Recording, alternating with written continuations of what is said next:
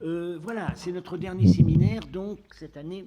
Le séminaire sera poursuivi l'année prochaine. Nous continuons aujourd'hui la discussion sur le royaume de Tsao, notamment d'après le texte du Tongtian, parce qu'il s'est avéré que les notices sur ce royaume contiennent des informations donc extrêmement intéressantes, mais en même temps très problématiques, notamment sur le culte confédéral de la divinité, Déici, que nous identifions comme Tarsich. Voilà, et donc il faut.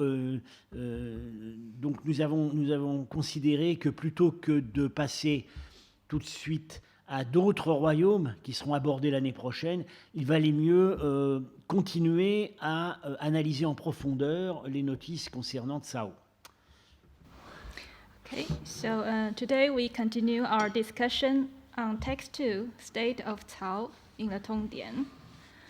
And let's give a working translation here based on what we discussed last week in order to facilitate and finish our discussion today. So, le royaume de Cao a sa capitale à quelques lits au sud de la rivière Nami, Zarafshan. Il faisait partie autrefois du territoire du Kangju. Comme ce royaume n'avait pas de chef, le roi du royaume de Kang chargea son fils Wujian de le gouverner. La capitale a 3 lits de côté. Les soldats d'élite y sont au nombre de plus de 1000. Dans ce royaume, il y a le temple, peut-être, de la déesse de Si Tarsich. Les divers royaumes qu'on rencontre en partant de la mer d'Occident et en allant vers l'Est, le Nord, tous y lui rendent un culte. Concernant cette déesse, il y a un homme d'or, un pôle d'or et l'arche de 15 pieds. La hauteur de la statue est proportionnée à ses dimensions, peut-être, et chaque mois, peut-être, on y sacrifie 5 chameaux, 10 chevaux et 100 moutons. Il y a constamment 1000 hommes qui en mangent son béni à bout. Alors, perhaps the map. Oui. Donc, le royaume de Tsao, sa capitale, donc, au sud de la rivière Nami. On a vu la dernière fois que Nami, c'est le nom sogdien du Zérafshan, hein, la grande rivière de la Sogdiane. Ça pose un petit problème, c'est que la capitale, donc Ishtiran, est bien localisée puisque le nom s'est conservé. Et elle est au sud, en fait, de ce qui n'est pas considéré comme aujourd'hui comme la branche principale. Hein. La branche principale, c'est le Karadaria, et en fait, c'est au sud de l'Akdaria. Donc, il semblerait qu'à cette époque, soit la branche nord est considérée comme la branche principale, soit peut-être les deux sont considérés comme méritant le nom de la rivière. Voilà. Nous avons donc vu la dernière fois que les informations sur la localisation de ce sanctuaire et de la ville de Yehudi à laquelle il est attaché pose un problème géographique, puisque dans le texte, dans toutes les versions dans le texte, en fait, la seule indication de direction se trouve dans la version du Xingtangshu, qui pourrait être corrompue, et on indique le nord-est, voilà. Mais il se trouve que le seul endroit au Moyen-Âge qui avait gardé le nom de Tarsich et qui semblerait donc avoir été la localisation du temple, c'est ce que pensait notamment Henning, elle se trouve au sud, dans un district qui s'appelle Labrar, qui est, d'après les distances données depuis Samarcande, ça pourrait correspondre à une ville qui aujourd'hui s'appelle Juma.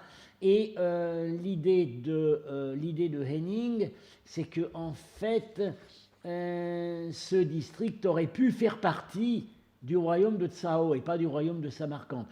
Solution qui nous paraît probablement la meilleure, et qui serait peut-être facilitée par le fait que cette branche du fleuve n'était encore une fois pas considérée comme la branche principale. Donc en réalité, on se trouverait sur la même rive.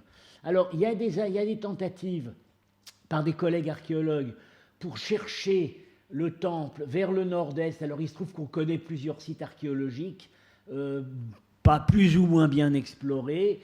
Aucun n'est clairement un temple, mais comme on ne les a pas fouillés, on peut pas dire. Mais bon, encore une fois, il semblerait quand même que la solution consistant à chercher au sud est la meilleure. Ça suppose de corriger le texte du Xing Tang Chu, corriger nord-est en sud-est, mais ça n'est pas le seul cas où les indications du Xing Tang Chu, qui n'a été mis par écrit qu'au début du XIe siècle, seraient corrompues. Okay, so if our argument on the direction from Ishtihan works, and that would also mean that the range of Cao may be larger and even southward to the Zhuma in the Sui period. Yes. And that is a working hypothesis.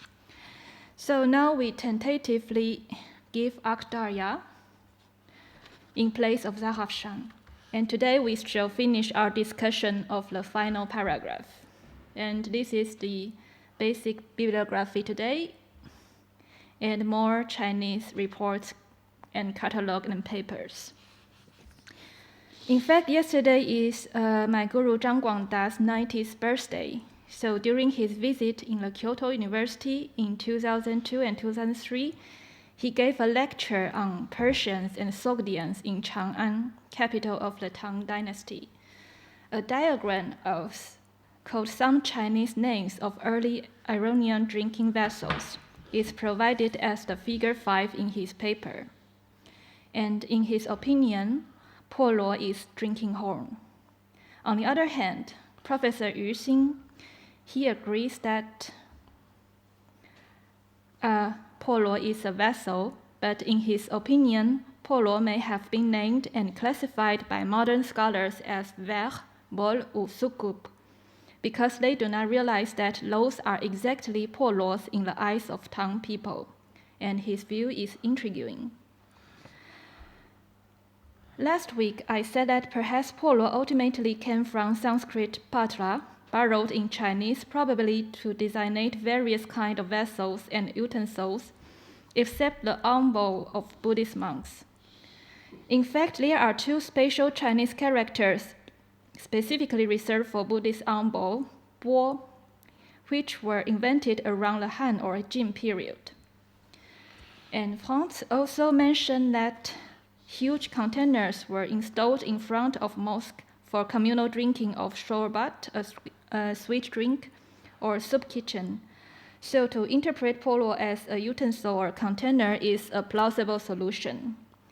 Then we left 3 questions, and let's start to answer the first one. So, if we assume that the huge Polo in Cao looks exactly like a hemisphere, and then if the inner radius is about 2 meters, that would mean the volume will be over 16,000 liters. Or if the inner radius is 1.5 meters, then the volume will be over 7,000 liters. So it is reasonable to assume that a Polo does not necessarily look like a hemisphere or a deep container. It might look like a shallow one, so its capacity is far smaller. And if we take the actual capacity of soup or shorbat into consideration, the volume could be even smaller. Oui, alors de toute façon, quelle que soit la manière dont on calcule, c'est une énorme capacité, hein, mais c'est pas en même temps invraisemblable. Bon, il faut partir déjà de l'idée que tels que ces grands banquets nous sont décrits dans la source chinoise, ça doit pas être du vin. Hein. Ça contient de la nourriture. Alors on peut penser que ça contenait tout simplement la viande bouillie. On peut penser que ça contenait la boisson qui, probablement non alcoolisée, qui accompagnait ces festins. Il y a un problème avec la fréquence de ces sacrifices, parce que dans le Sui Shu, c'est donc tous les jours qu'on sacrifie 1000 moutons, 5 chameaux, 20 chevaux, et ce serait donc tous les jours que 1000 personnes seraient en train de manger, c'est pas totalement impossible, étant donné ce que nous pensons maintenant de la localisation du temple, c'est-à-dire dans cette zone au sud du Zérafshan, la zone de l'Abrar, qui justement est décrite chez le géographe arabe comme une grande zone d'élevage. Donc, et là, on comprendrait assez bien qu'il y ait eu des grands holocaustes de bétail. Ceci dit, bon, c'est quand même énorme. On a une des sources qui parle non pas de chaque jour, mais chaque mois, le Tongtien, oui. Le Tongtien, qui dit chaque mois. Alors, on pourrait penser à ce moment-là que les holocaustes, les sacrifices ont lieu chaque mois, et que le grand banquet où mangent 1000 personnes est à ce moment-là. Voilà, ça paraît la manière la plus raisonnable de lire la source. Okay, so with regard to the next question, and Jinren, literally gold human, it is not necessarily made of pure gold. The same term is attested in a famous historical episode in 207 BCE, during the reign period of the second emperor of the Qin dynasty. As the Shiji described, 12 Jinren, literally golden men, or one may also say metallic men, were made in the capital by melting weapons collected from the whole empire. We know in that time, weapons were generally made of bronze and iron, so this Jinren was most probably colossals made of alloy. Another famous example is the Jinren among the Xiongnu people, the nomadic in the north of China. So I read just Watson's translation. In the spring of 121 BCE, the Han dispatched the general Huo Qubing and his troops, defeat the Xiutu king, and seize the golden man which he used in worshipping heaven. Today, we don't treat the debate on the golden man of Xiongnu. From the 3rd century on, ancient Chinese scholars no more knew about its exact shape and purpose. Some scholars say that it would look like a human with a posture of holding a sacrifice ritual, and some others said it would be like a Buddha. Alors, on peut penser donc, une des hypothèses, c'est que quand on parle d'or, il ne s'agit pas vraiment d'or, ça pourrait être par exemple du bronze clair. Je pense que c'est l'hypothèse la plus vraisemblable pour le polwo lui-même, le grand récipient, parce que effectivement, dans les mosquées aujourd'hui, ces grands récipients destinés à donner à boire à une grande masse de pèlerins sont en bronze. Voilà, donc ça pourrait être ça. Pour la statue elle-même, bon, on peut penser au bronze, mais il y aurait d'autres possibilités. On sait que plus tard, en Sogdiane, il y avait des statues de culte qui étaient en bois recouvertes sur lesquelles on avait cloué des plaques d'or. Alors, on ne les a pas retrouvées, parce qu'évidemment, ça a été pillé et fondu, mais on a des descriptions. En 712, quand Samarcande est prise par les Arabes, le temple est pillé, on fait un grand tas des idoles, donc c'est le terme employé par Tabari, qui raconte cet épisode. Le conquérant Kutaïba y met le feu lui-même, et on nous dit que des clous que contenaient ces idoles est sortie une grande quantité d'or fondu. Alors quand on lit les clous, ça doit être les plaques clouées. Voilà. Donc ça pourrait bien être ça. Ce serait une façon ce serait une façon assez cohérente de voir les choses. Mais il y a un deuxième problème. C'est que qu'est-ce que représente cette statue ? On est donc dans le temple de Tarsitch, on sait donc depuis peu qu'il s'agit d'une déesse, mais à quoi peut bien ressembler cette statue? Le problème, c'est qu'on n'a pas d'iconographie répertoriée de la déesse Tarsitch, sauf probablement une.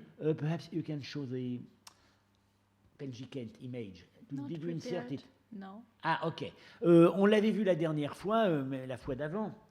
C'est cette peinture de Penjikent qui montre donc une déesse, une jeune fille allongée dans un catafalque, sur laquelle se lamentent deux grandes déesses, Nana et Déméter, que les Sogdiens dont les Sogdiens ont déformé le nom en Gémat.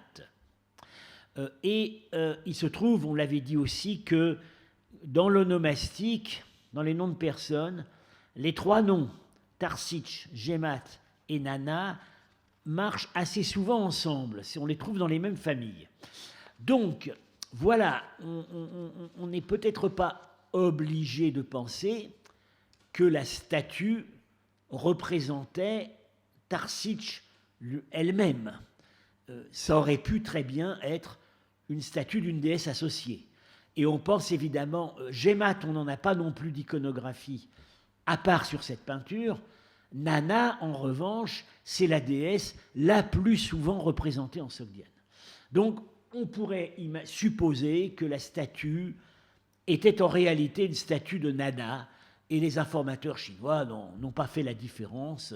C'était Nana associée au culte de Tarsitch. Bon, de toute façon, tout ça est voué à rester hypothétique, à moins qu'on retrouve un jour le temple de Tarsitch. Je ne désespère pas, puisque maintenant qu'on sait à peu près où il se trouvait, je suis en train de recueillir des informations sur les sites de cette époque qui ont été répertoriés dans ces environs. Bon, alors beaucoup de sites ont été détruits, mais enfin, il n'est pas impossible qu'un jour on finisse par trouver le temple de Tarsitch. Okay. So as to the third question, Henning once interpreted a huge polo in Tao as banner, pala, and actually he refers to Khotanese form. And, right. On the other hand, Schaeffer said polo is a mystery in his bestseller The Golden Peach of Samarkand. On the other hand, Yoshida, in 1990, accept that polo is a banner but thought of the Sogdian form parak. Qui signifie la même chose. Yes. C'est pas le même mot, mais ça veut dire la même chose, ça veut dire bannière. Yes. And Soren Stark also follows Henning in his edition of the Tang Hui Yao in 2009. But with regard to the illustration of polo in Yu Xing's book, it shows the common sense among Chinese scholars that polo is definitely a vessel. Here we find color image for his view. So this one. This is a set of 10 shallow cups with ring foot from the underground hoard of the Famen Temple in Shanxi province of China. And it was Yang Zhishui who first proposed to identify them with polo. The other is among the 6 silverware from Kalashar, and Yu Xin thinks it also is a polo. Previously, as you can see, the key sentence was translated arbitrarily upon scholars' interpretation and imagination. But I have my reason to translate Kuo, the character in green, white, large, broad, as diameter here, and I have my reason. In fact, in a commentary written before the Tang period on the Hou Han Shu, there is a passage. The barbarian people called Li in southwestern China cast bronze for making drums. The drums are the higher, the bigger, and the more prestigious, so that their drum head can be more than 1 zhang wide. No doubt the core in this passage about drums expresses the concept of diameter. As for the following passage, 高下相称, there are at least 2 different translations. Grammatically, both are plausible. First, the higher, perhaps statue, and the lower, perhaps polo, are in proportion. Or second, The height of Polo is in proportion of its diameter. The first one is actually close to Chavannes by conceiving the Golden Man and the Golden Polo as a set. Wakeman and Yu Taishan translated vaguely as the taller and shorter forming a well-proportioned group, while Huber, in the translation of Sui Shu, gives the golden statue on the top and the golden polo piala, perhaps, below are matching. By doing so, Huber conceived the Persian form piala as a loanword from Greek, because on this point he mainly relied on Cai Hongsheng's book. And Franz and I shall present the loanword problem. Here I just want to indicate that Chavannes' translation of Gao Xia as French author height is possible, because there is a good example in the Sui Shu. It is about the design of a celestial globe in a palace garden in South China. It's not easy to find a good illustration for this design, so I used an old postcard of Sanssouci in Potsdam. In Sanssouci, there was a traditional Chinese celestial globe pillaged from Beijing. I roughly translate the passage in the Sui Shu as follows. The bronze apparatus, blah, blah, blah. Its basic design is a pair of perfect circles being concentric with each other, in green in my illustrations. The distance between them is about 10 centimeters. And there are two possibilities to understand this passage. Either the two circles are exactly of the same size as my illustration in the left, or one is slightly larger than another, as the one in the right. Then, the vertical axis denotes the pole of Ziwu. Between the pole Zi and pole Wu is the line between the polarities and the octants. And in addition, there is the horizontal single circle in orange. Its height is exactly the half of the height of the whole celestial globe. So I mean that the horizontal circle here is the height is exactly the height, the half of the height of the whole globe, like there. So on this problem, Wakeman took core as part of these exotic terms. And from his translation, we see his imagination of a set of statues called Polo Core, including taller and shorter ones. On the other hand, Yu Taishan, although his translation of the Sui Shu largely reproduced Wakeman's translation of the Tongdian, for this very paragraph he carefully modified Wakeman's text, except for the ending clause. And it is noteworthy that his understanding of Polo is simply based on Cai Hongsheng's book as well. So, maybe your comment? C'est 26? Oui. La traduction de Yu Taishan, en fait, est assez bonne, parce qu'elle n'est pas trop précise. Voilà. Donc, il y a des images de la déesse en or. L'image, c'est ce qu'il traduit. C'est comme ça qu'il traduit l'homme d'or. Et il y a un polo en or. Voilà. Et un gold polo. Et lisons donc 15 feet de hauteur. Donc le plus grand et le plus petit formant un groupe proportionné. Hein. Donc, bon, voilà, on peut peut-être effectivement aller jusque-là. Bon, alors quand il en note, il indique que le polo est un vase à vin. On va voir plus tard les contextes chinois. Dans un certain nombre de cas, ça l'est. Mais ça ne l'est pas toujours, forcément. Et dans le cas du polo du temple de Tarsich, qui contenait donc peut-être d'après les évaluations basses, enfin au moins plusieurs milliers de litres, ça ne devait pas être du vin. Voilà. Donc sa traduction est vraiment assez bonne. Simplement, bon, comme un certain nombre de ses prédécesseurs, il s'est trompé sur l'interprétation de Deci, puisqu'il confond en fait Tarsich est le dieu de la pluie Tishtar, Tishtria, et nous avons vu la dernière fois qu'ils ne peuvent pas être confondus, ne serait-ce que parce que Tarsich est féminine et Tishtria est masculin. Okay, so Yu Taishan's translation looks alright, although his understanding of the sea goddess is mistaken, and he repeats Wakeman's arrow to translate Y's diameter as height. And there can be another alternative solution as kindly provided by Professor Yu Xing to us. Here I translate his personal email 2 weeks ago. Let the description 扩丈有5尺，高下相称 most probably means that the upper opening diameter of the golden 破螺 is 15 尺 and the size of its lower bottom is proportional to it. In that time, when such a utensil was made, there must have been a normal shape, so that the diameter of its rim and the diameter of its bottom were proportional to each other.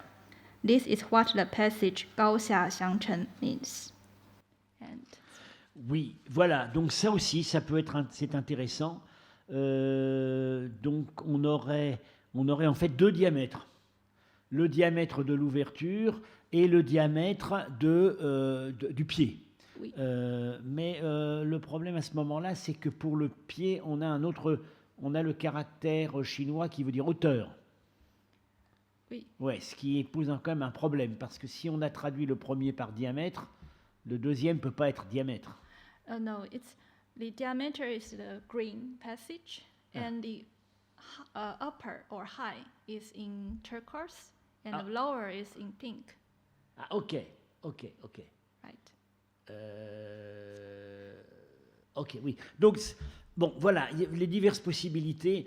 En réalité, il n'y a pas de solution qui s'impose. Quand nous publierons tout cela, nous adopterons, nous donnerons plusieurs traductions alternatives à la suite l'une de l'autre. Il y a vraiment plusieurs. Le texte ne nous permet pas de décider ce qui relève de la statue, ce qui relève du vase. Les seules conséquences précises qu'on peut tirer, c'est que le vase, le récipient est énorme et qu'il y a une statue et qu'on nous parle d'or dans les 2 cas. Voilà, et que vraisemblablement, dans aucun des 2 cas, il s'agit d'or massif. Il faut trouver des solutions. Oui. En fait, Chavan had paid attention to the enigmatic 破螺 when he translated a tribute payment from Kucha, from the king of Kucha to Tang Emperor in early spring of 675. The gift was a silver 破螺. Although the first syllable is transliterated by a different Chinese character, it is of the same Middle Chinese pronunciation. Concerning this gift, Chavan expressed that je n'ai pas pu déterminer quelle sorte d'objet était le 破螺.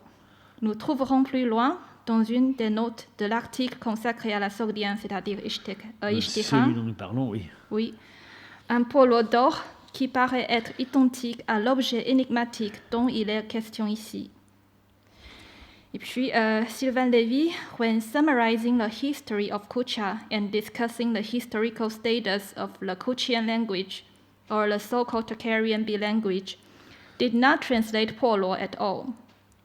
But in fact, Paul Pelliot had made use of a book of von Zach, an Austrian sinologist, and noted that the gift from the Kuchian king, 破螺, was just another way to transcribe 破螺, coupe à vin. The latter is well known in Chinese literature and registered in the dictionary Kangxi Zidian. So here I give a simple diagram of the 3 different kind of transliteration, and all the 3 are of the same Middle Chinese pronunciation, but in different contexts. So first is the 破螺 in our text on Ishtihan, and second, the 破螺 as a gift from Kucha to Tang Empire, to Tang court. And third is the terms for wine drinking vessels in many Chinese poems and dictionary, etc. On voit, en fait, le caractère qui est en commun dans les trois transcriptions, c'est luo. Right. Voilà. Et po est transcrit par trois caractères différents, mais qui se prononçaient pareil.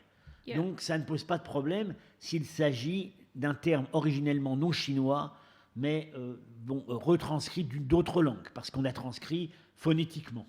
Yes. Alors, on a depuis longtemps, donc on a cherché quel mot étranger pouvait être derrière le mot que les Chinois ont transcrit ainsi. C'est pas fini. Hein? Ah ouais, ok. So, well, it's Chaban who first assumed that the first polo may be equated with the second one, but he was not so sure, while Pelliot and Fonsach are talking that the second and third one must be equivalent. And if these two equations can be established, that would mean that polo in Ishtikan is a kind of wine drinking vessel. And this is what the common sense of Chinese scholars forms. So, well, it's on your turn that. Oui. En fait, donc, wine drinking, je dirais, bon, dans certains contextes, clairement, c'est cela. Mais c'est pas. On voit très bien que dans cette catégorie de sources chinoises, on n'y boit pas que du vin. Voilà. Donc, on a quand même une certaine latitude pour déterminer la manière dont était utilisé ce polo à Ishtihan. Je dirais. Alors, donc, la conclusion de cela, c'est que l'instabilité des transcriptions chinoises de ce terme est un bon argument pour supposer qu'il s'agit d'un terme étranger. Bon. Donc maintenant, quel terme étranger ? Alors, on a vu que aussi bien les termes signifiant bannière, qui était donc pala préféré par Henning, le terme cotanais, ou bien parak, le terme sogdien préféré par Yoshida, ne peuvent pas fonctionner parce qu'on a vraiment des contextes très clairs qui indiquent qu'il s'agit d'un vase. Alors, de la même manière, ça éliminerait une autre piste à laquelle j'avais pensé, qui est le terme sogdien poisé, qui phonétiquement irait assez bien. Et ce terme signifie un temple ou une chapelle, hein, en anglais shrine. Donc, disons, pour le contexte du temple de Tarsich, ça pourrait convenir. Après, bon, voilà, la statue et le grand vase auraient été la statue au moins aurait été dans une espèce de petite chapelle, comme on peut les voir dans les monastères bouddhiques.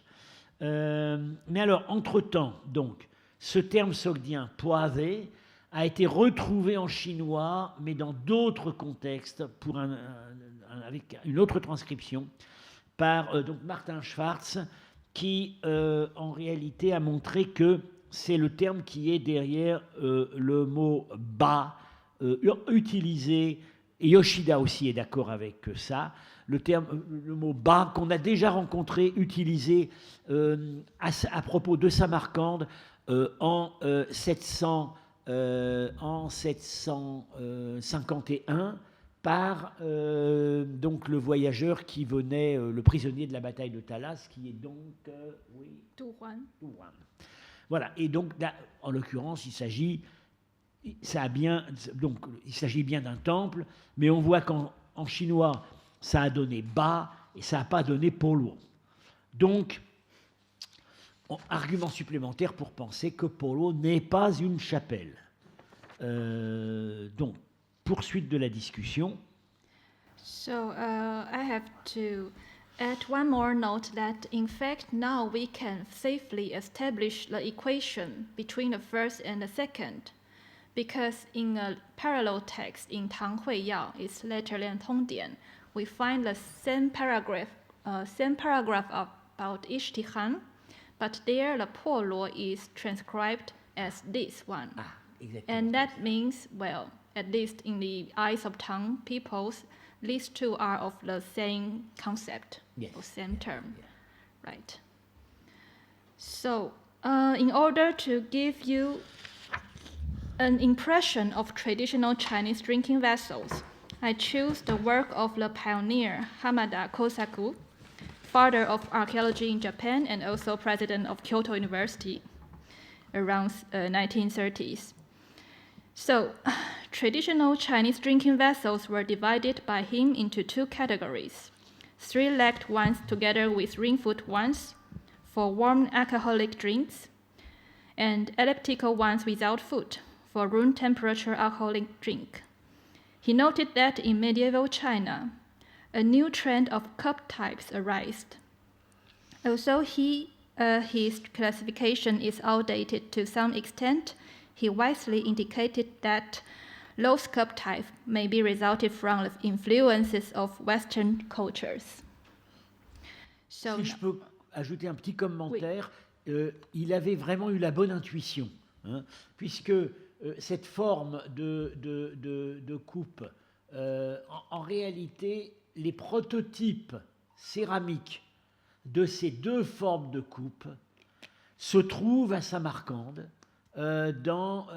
disons, à l'époque 1er, 3e siècle, 4e siècle de notre ère, ce qui correspondrait bien à l'époque où ces formes sont introduites en Chine et copiées en métal, hein. Ça, c'est ce qu'on appelle le gobelet à pied douche. Tout visiteur d'un musée à Samarcande va en voir. Et c'était effectivement des vases à boire, c'était même des vases à toast, où on pouvait boire à deux.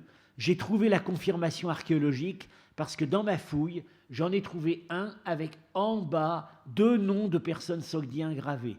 Donc ce sont 2 personnes qui avaient bu ensemble dans le vase.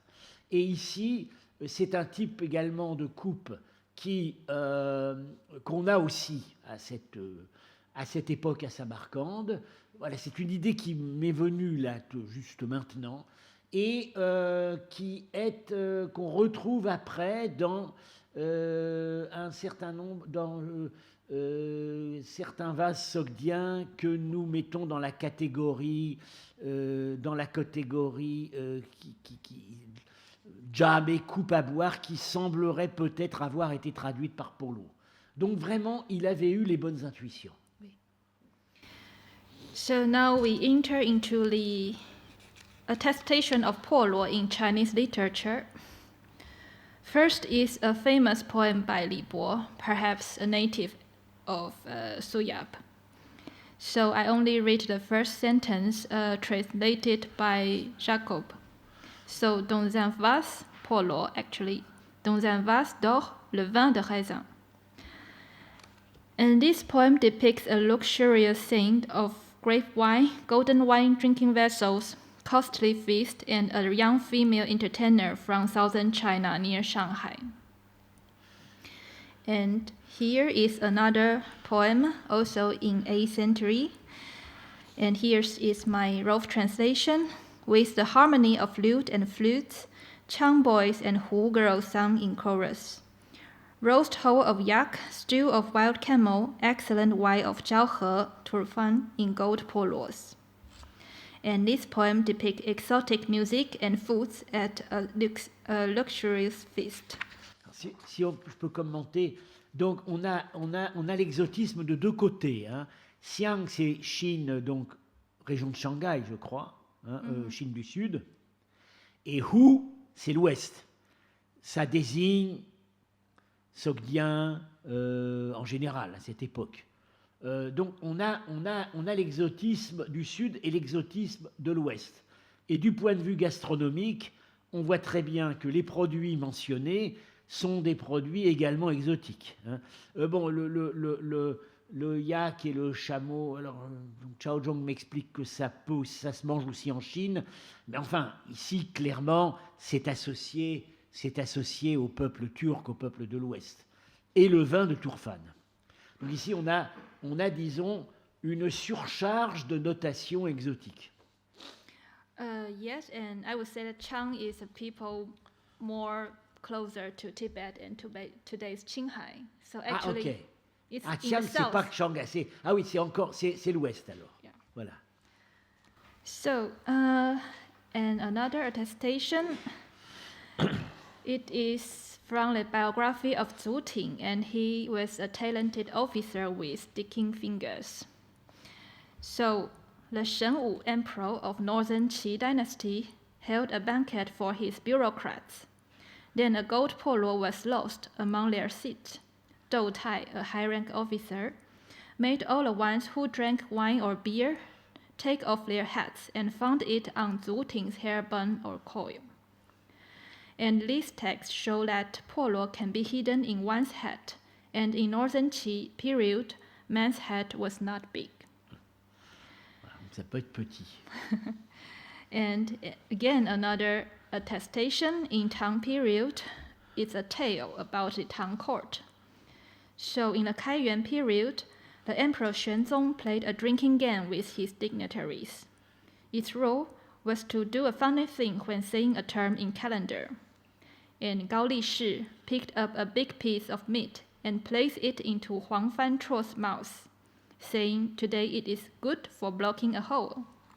And then Huang Fanchuo immediately took a polo in front of the emperor, placed it into his own boot, then ran down away from the table, saying, "Today it is good for receiving wealth."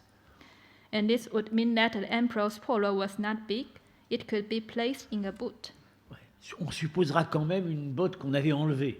Hein. Mais voilà, donc ça, ce sont des indications qui montrent que polo peut désigner un vase petit. Mais ce n'est pas forcément un vase petit. And this piece is a painting of a feast in the Tang period from a tomb of Wei family near Xi'an.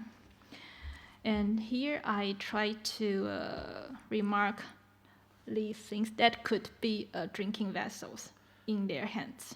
Oui. Quant à ici, alors Chao Zhong a supposé que c'était. What did you suppose for that? I read the report, and it is said to be the big container for soup. Yes, it can be soup, it can be wine as well. That type of big spoon with a long curved handle, we have it in Central Asia. On a ça en Asie centrale. Je ne sais pas si on a ça aussi en Chine. Ce que je remarque, c'est la forme de ce vase qui est donc lobé. Hein, et c'est typique de l'Ouest, ça. Donc, à mon avis, je pense que c'est peut-être pas la soupe, c'est peut-être le vin qui est puisé de ce vase pour être mis dans les coupes individuelles. Parce que sinon, que verrait-on ici? On verrait une outre. Il faut que ce vin ait un conteneur. Je pense qu'en l'occurrence, c'est ça. Et là aussi, c'est une notation exotique. D'accord. So now we go to a more detailed discussion of Cai Hongsheng's book. And I roughly translate his key passage.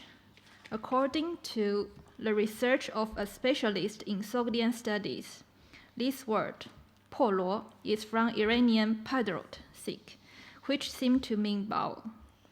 One cup-shaped silver bowl on which Sogdian padrot is inscribed may serve as corroboration. In the West, in the Greek language, it is transliterated as pale, actually piale, meaning bowl, cup. In the East, in the Turkic Uyghur language, it is transliterated as piala or fiala. So Chinese polo, in 3 variants, was exactly their phonetic transliteration. And his note 30 simply refers to Lifshitz' remark in the Russian version of the Golden Pitch of Samarkand. As fonts immediately remind me, last year, both padrot and patrod are typos. Unfortunately, these typos are repeated in Chinese work for so many years. And the correct Sogdian form is padgat, as we shall discuss later. Huber veux dire trans- quand même, Yeah. can you show it again? C'est quand même assez étonnant que cet ouvrage, qui est considéré en Chine comme un ouvrage de référence, soit à ce point rempli d'erreurs de transcription. Parce que donc ça, c'est mal transcrit. Hein. Et pareil, de même, le grec fiale n'est même pas transcrit correctement, c'est fallait. Donc je dis, enfin c'est une remarque personnelle, tout ça me paraît quand même très négligent. So Huber, he relies on Cai Hongsheng's book, Translate Polo always as Piala with a question mark.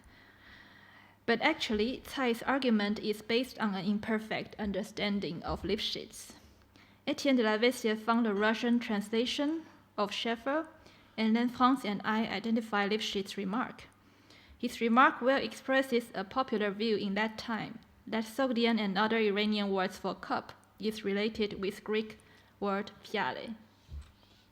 So, after abandoning the idea of poire, Franz thought of linking Padgal with polo, and he noted that the EMC form, pala, seems closer to Middle Persian paigal or Sogdian padgat, probably sounds like padgad or padgad, so perhaps it could fit early Middle Chinese pala, etc. But I would say, unless this word was introduced into China at a very early stage, so that the second syllable was somehow weakened or lost during centuries, the identification does not look so safe. And then Franz considered if there could be a Bactrian intermediary between Chinese polo and Greek fiale. So, Franz. Voilà.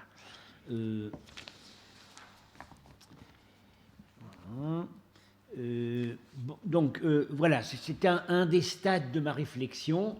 Comme on abandonnait l'idée d'un emprunt direct au sogdien par le chinois, parce que ça supposerait une perte phonétique dans la transmission, je me suis dit, peut-être, malgré tout, ce mot iranien ancien qu'on reconstruit comme Patigala aurait été transmis par autre chose que le sogdien, et par exemple le bactrien, qui n'a pas la même phonétique que le sogdien. Voilà, donc, next, le problème, c'est que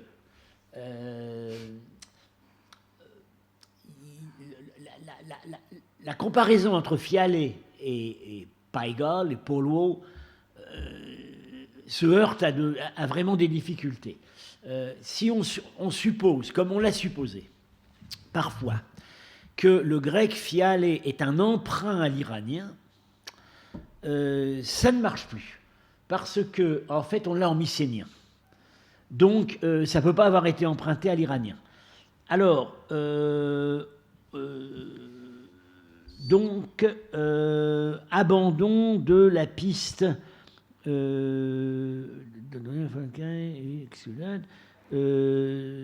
donc ça peut pas avoir été emprunté par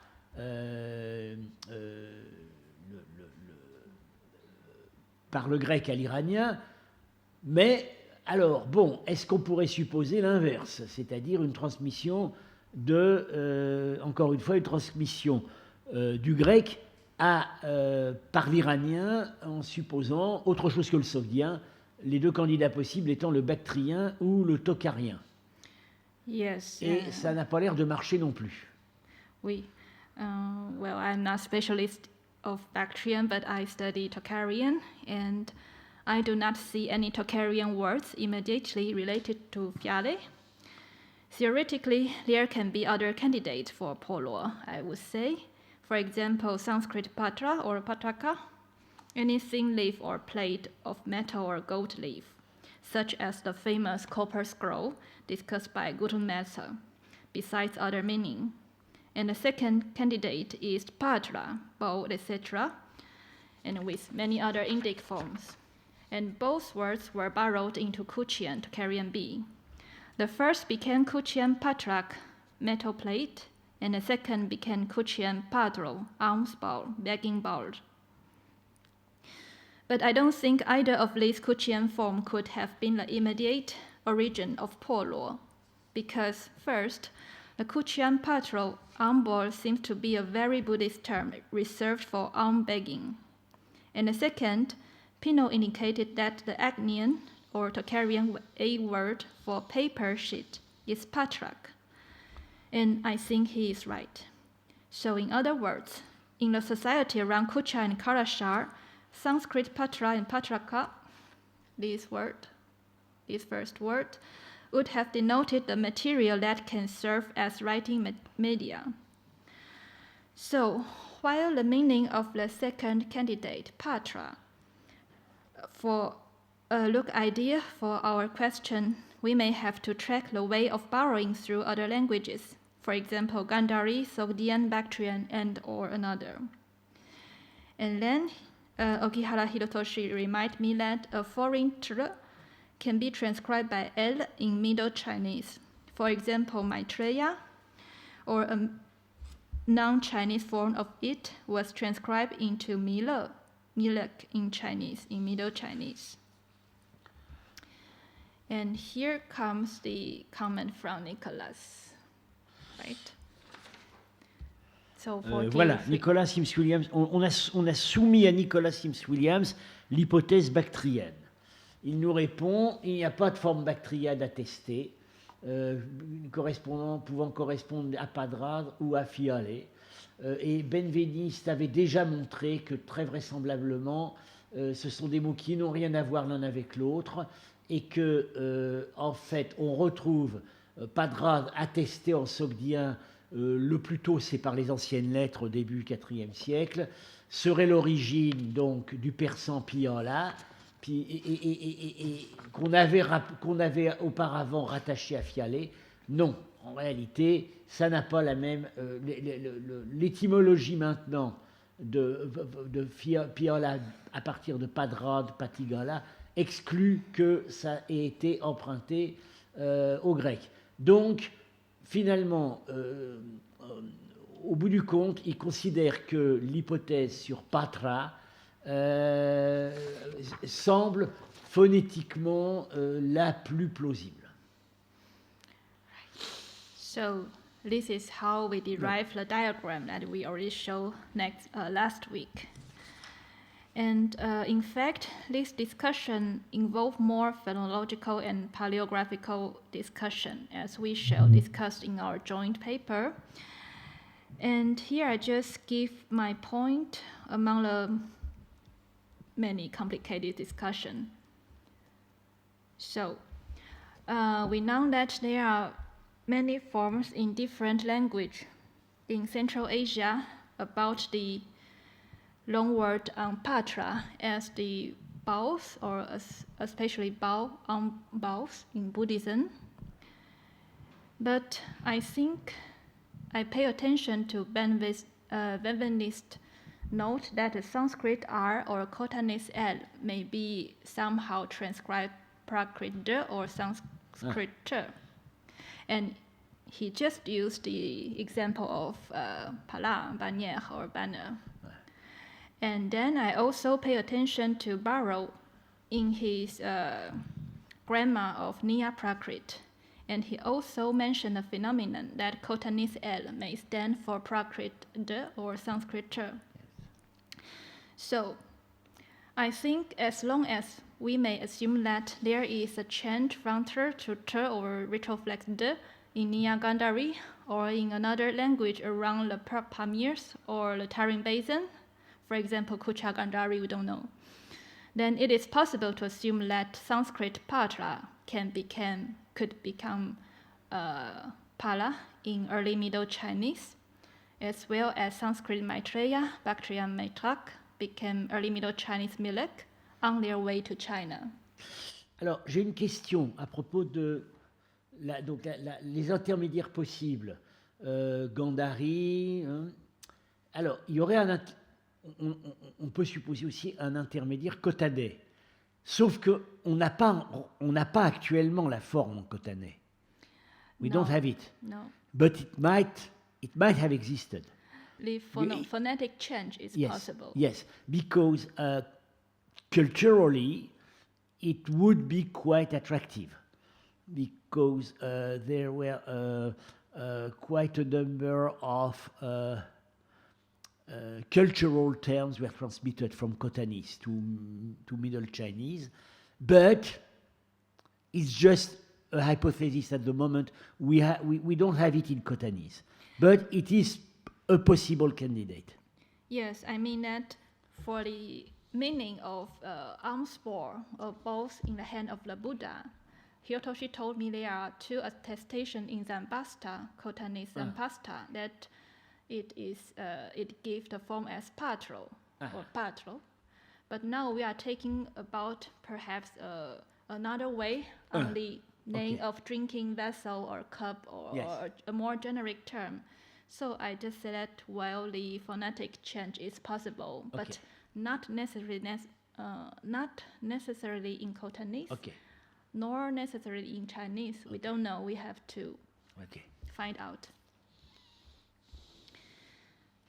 So now we go to the right. Tsai's problem that in fact Lifshitz mentioned more than one bowl with the inscription of Sogdian word Padgad. And since Williams remind us kindly that they were mentioned in Lifshitz and Lukonin for two examples. And he also provide us with the text. Ici. Voilà. Donc en fait, il y a des attestations épigraphiques sogdiennes de Patras. Donc au stade où nous en sommes de la discussion, nous abandonnons l'idée que Patras soit l'origine de Poluo. Nous pensons que Patra, sanskrit Patra, est un meilleur candidat, au moins originellement, à travers des transmissions encore pas complètement élucidées. Mais maintenant, il faut évidemment s'intéresser à la manière à ce que pouvaient représenter physiquement les vases qui sont des types de vases qui correspondent au nom sogdien Patras, et puis ensuite on va voir les types de vases qui correspondent au sogdien Yame, qu'on trouve inscrit sur le vase de Karachar comme ayant appartenu au culte de Tarsich. Alors, en ce qui concerne Patras, on a donc deux attestations épigraphiques, et évidemment, c'est très important pour nous, parce que comme c'est sur des vrais bols, on peut là dire exactement quel type de bol pouvait être couvert par cette signification, par ce terme. Voilà. Alors, je dirais, dans cette publication déjà ancienne de Lifshitz et Lukonin, les noms de propriétaires ont été corrigés depuis par Pavel Lourier dans son grand dictionnaire des noms propres sogdiens, mais il ne remet pas en cause la lecture Patras pour désigner le type de vase, de même qu'il ne remet pas en cause les indications de poids. Voilà, alors en voilà un qui est donc, alors 19, celui-là, il est à l'Ermitage, je crois. Oui. Diamètre, la photo alors est prise dans le vieil atlas de Smirnov, et voilà une photo prise par Bibot, Non, pas moi. par Jong, dans la vitrine de l'Ermitage. Les publications n'indiquent pas la dimension, mais enfin il y a une échelle quand même dans Smirnov, donc j'ai pu calculer, c'est tout petit, hein, ça fait 600, c'est un petit vase, 6 cm et demi de large. Et puis alors il y en a un deuxième. It's more photo, large one. Oui, il y a le deuxième qui fait lui, Le deuxième, voilà, celui-là qui fait 14 cm et demi, qui est très connu. On voit que dans les deux cas, ce sont des coupes rondes, pas très grandes quand même, un maximum 14 cm, et qui n'ont pas de pied. Donc c'est typiquement la coupe où un individu boit du vin. Hein, parce que si vous n'avez pas un support sur la table spécial, vous ne pouvez pas poser ça sur la table. Vous êtes obligé de finir votre coupe. Alors, voilà. Donc, Gignoux, dans son article fondamental sur les noms, vraiment un excellent article, sur les noms anciens iraniens, moyen iraniens, des vases, des coupes, des ritons, etc., résume tout ça très bien. Hein, Padra, traduit par une coupe à vin, et qui est bien connu en persan moderne, sous les formes peyolé, piolé, donc des mots très usités. Et là, Samra Azarnouch nous confirme que, en persan, effectivement, ça désigne une petite coupe à boire.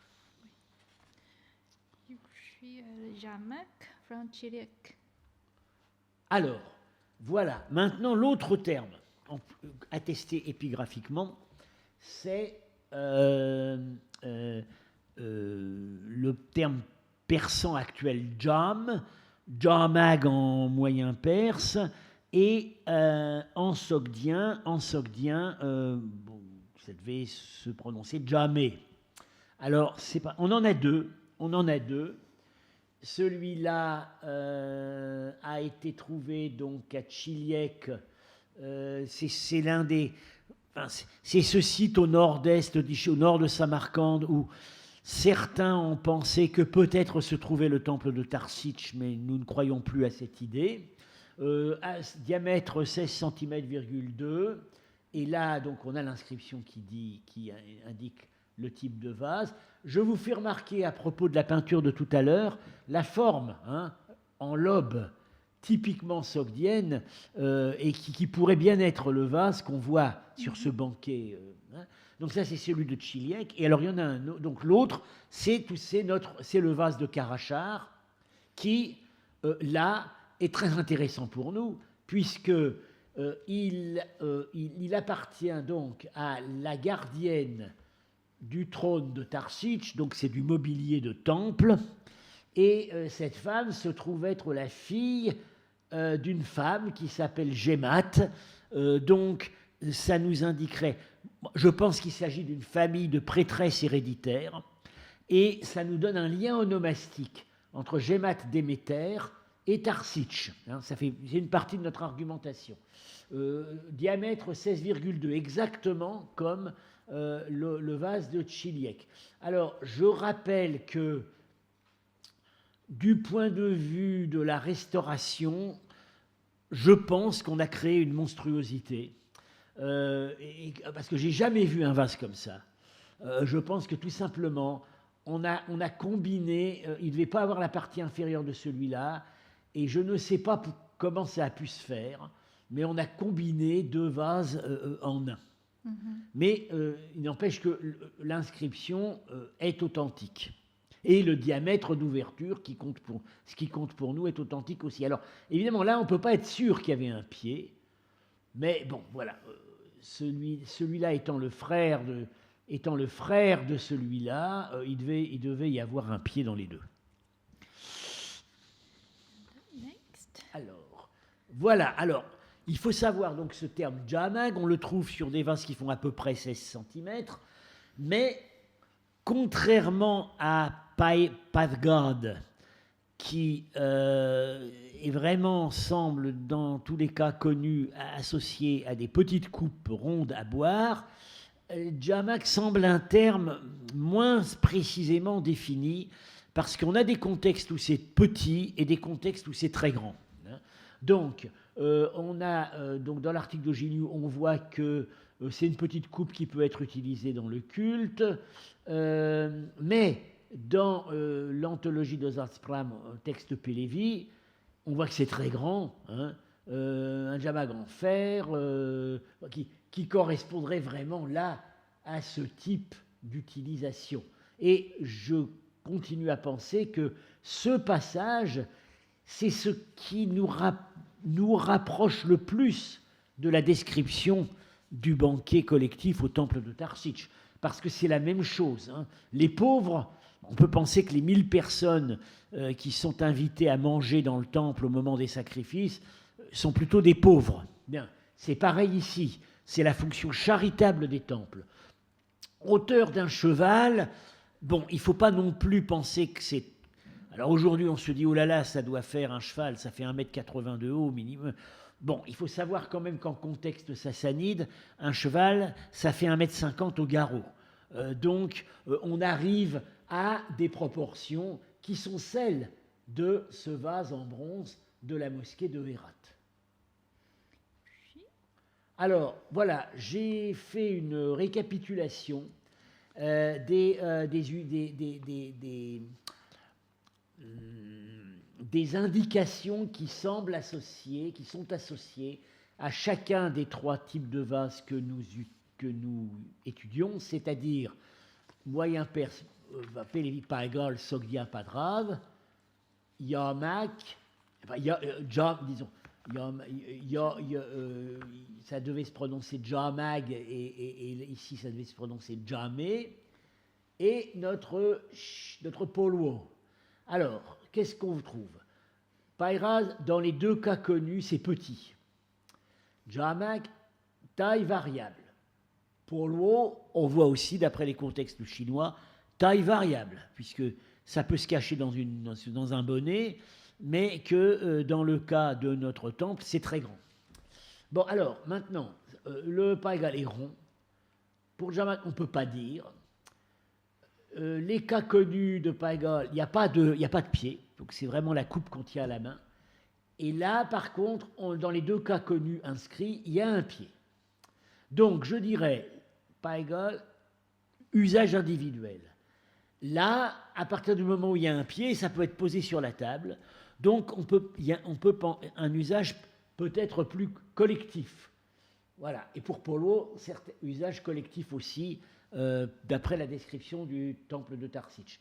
Et dernier point qui unit Yamak et Polo, c'est que ici, on a l'indication épigraphique dans le mobilier du temple de Tarsitch à Karachar, et ici, c'est associé au temple de Tarsitch, près de Samarcande. Donc, ma conclusion provisoire, c'est que, dans certains cas au moins, le terme chinois Polwo pouvait traduire ce qu'en Sogdia on aurait appelé Jamé Yamak. Pas toujours dans tous les cas, mais dans certains cas, c'est ça qui paraît être la correspondance. Okay. Voilà. One more additional note on why. Right. Okay. On why Chinese scholars of, for example, Yu Xing's book could identify Polo with those shallow dish, because he based on Yang Zhishui's paper.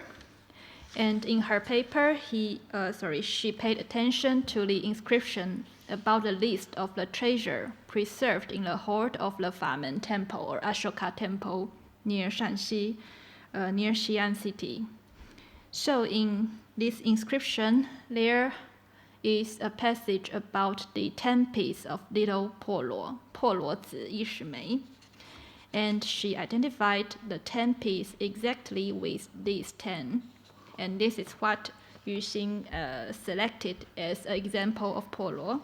And I think she has reason, because she even found, sorry, there's no photo because of the copyright, but there is a ceramic bowl kept in the Boston Museum of Fine Art that she reproduced in her figures of paper, that in the bottom there is a Chinese inscription of this small ceramic or porcelain bowl, that it is 破罗盆一盒.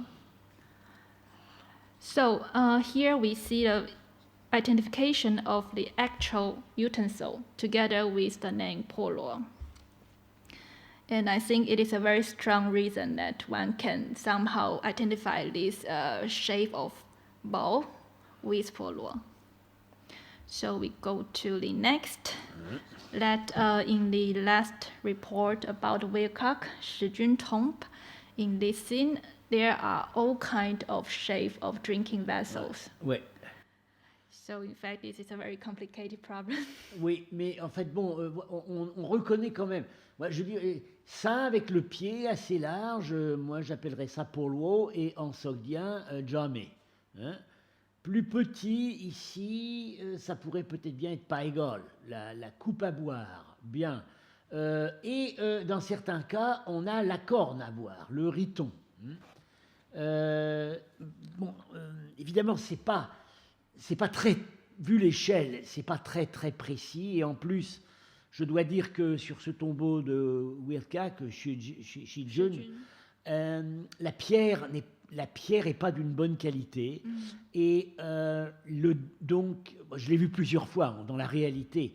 Le dessin est très bien fait dans la publication, mais il est quand même un petit peu interprété.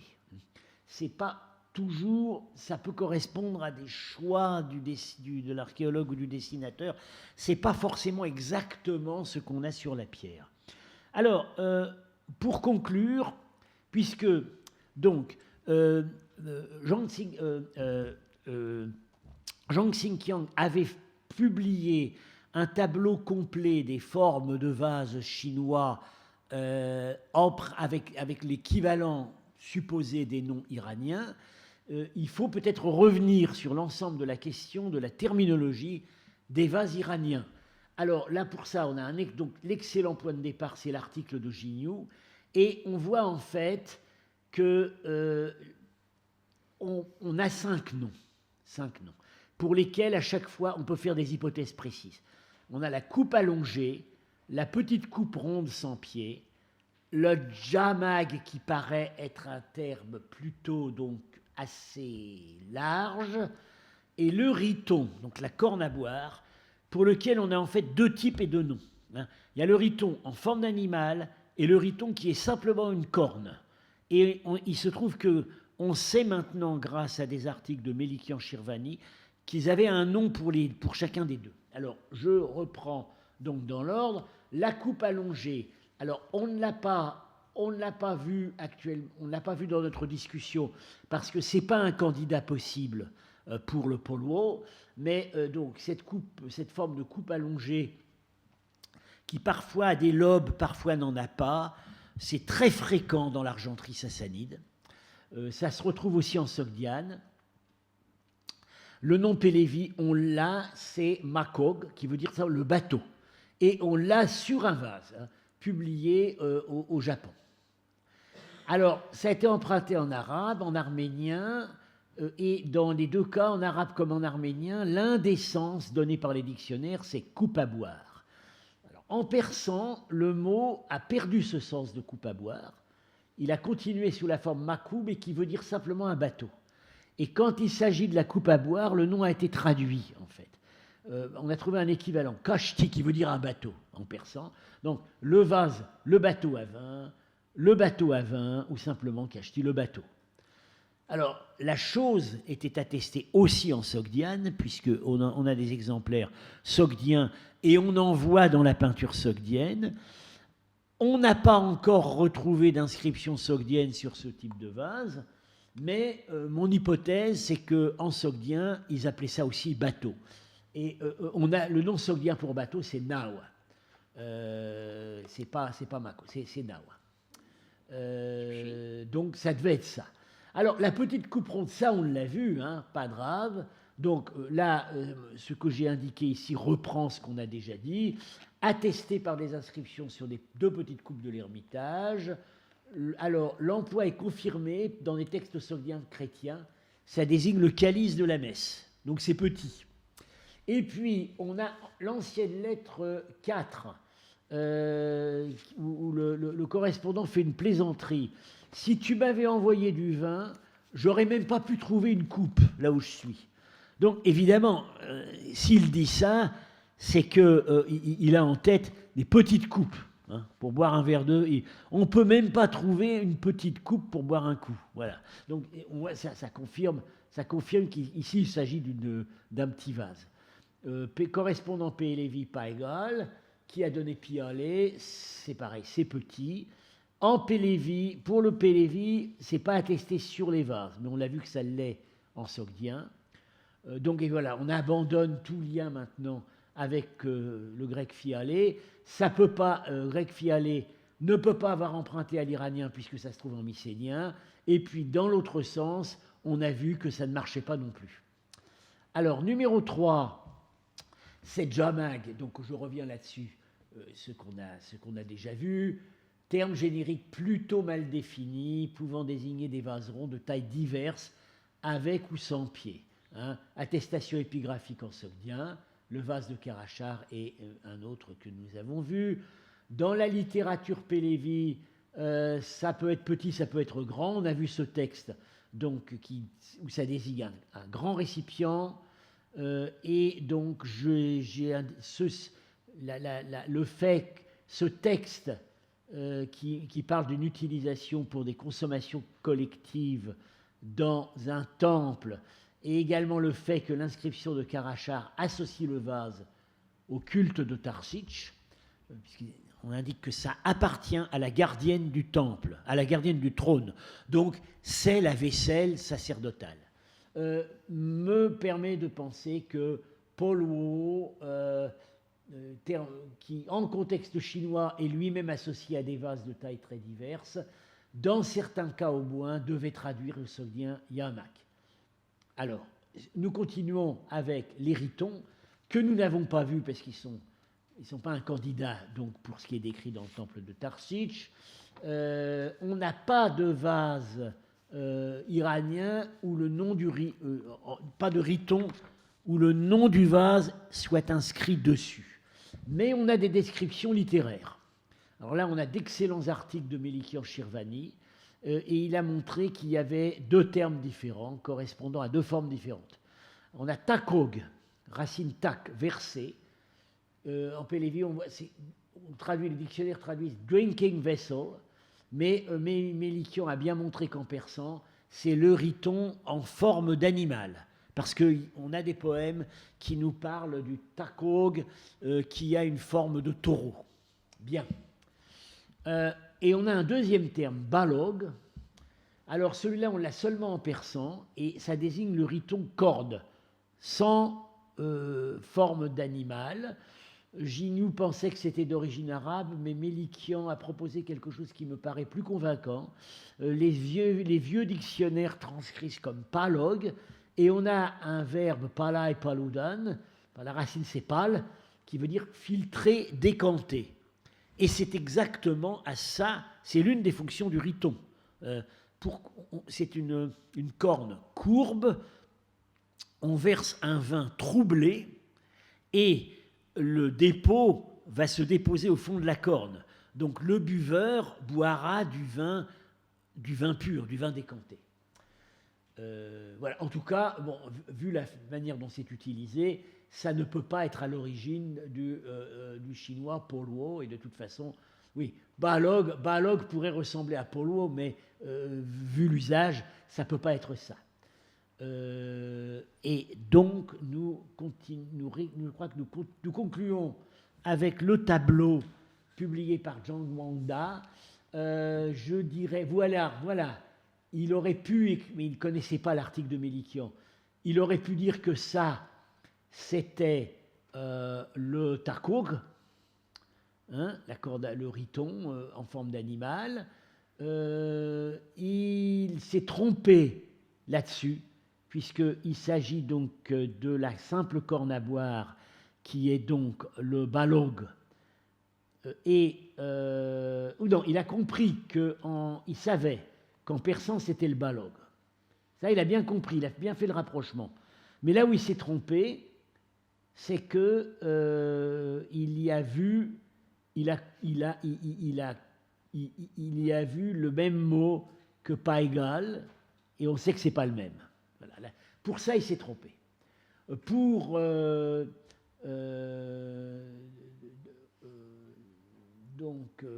ça, il n'avait pas le mot makog.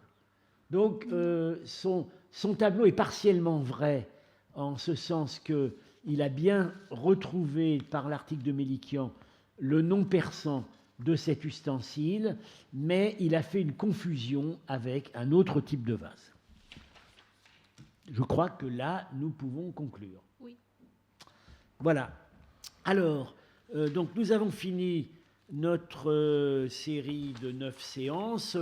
On avait pensé initialement, en fait, couvrir l'ensemble des notices du Tongtian sur les royaumes de la Sogdiane, mais comme le séminaire sera poursuivi l'année prochaine, nous avons pensé qu'il était préférable de prendre les choses complètement à fond pour chacun des problèmes que pose le texte. Alors, peut-être y a-t-il des questions ou des commentaires ?